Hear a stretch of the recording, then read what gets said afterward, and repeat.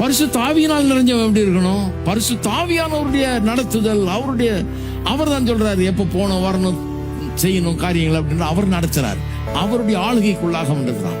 மதுபானம் குடிச்சவனுக்கு மதுபானம் அவனை ஆளுது, ஆவியினால் நிரம்பியவனுக்கு ஆவியானவர் ஆள்றாரு. அப்ப மதுபானம் குடிச்சவனுக்கு என்ன நடக்குது? அவனுடைய மைண்ட், அவனுடைய மனம், அவனுடைய இருதயம், அவனுடைய சித்தம் கொள்ளுகிற திறன் எல்லாமே மதுபானத்தினால் ஆட்கொண்டு செய்யப்படுது. என்ன எண்ணுகிறான்? மதுபானம் குடிச்சவனுக்கு எண்ணங்கள் வேற மாதிரி இருக்குது. மதுபானம் இப்ப அவனுக்குள்ள எண்ணங்களை உண்டாகு, தப்பு தப்பாக கெட்ட காரியங்களை செய்யறான். அவனுடைய இருதயம் மாறிடுது, கெட்ட குணம் வந்துடுது, கோபம் வருது, அப்படி வருது. அவனுடைய சித்தம் கொள்ளுகிற தீர்மானங்கள் வேற மாதிரி இருக்குது, தப்பா இருக்குது. ஏன்னா மதுபானம் ஆண்டு கொள்றது.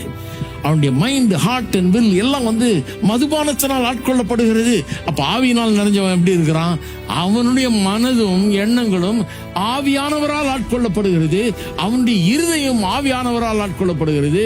அவனுடைய சித்தமும் அவன் எடுக்கிற தீர்மானங்களும் ஆவியினால் உண்டாகிறது.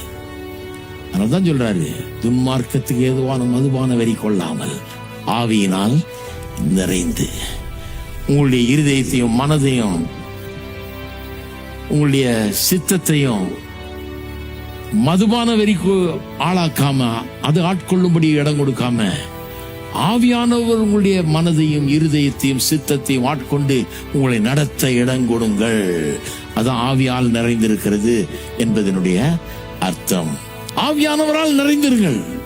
அதான் சொன்னேன், ஒரு மனுஷனுடைய காரியங்களை படிச்சு அவருடைய போதனை படிச்சு அதனால நிறைஞ்சிருக்கிறது மாதிரி இப்ப ஆவியானவர் அவரை குறிச்சு சிந்திச்சு அவர் ஆவியானவர் யாரை காட்டுறாரு? இயேசுவை காட்டுறாரு. அப்ப இயேசுவை இன்னும் ஆழமா அறிந்து கொள்ள முடியுது ஆவியானவர் மூலமா.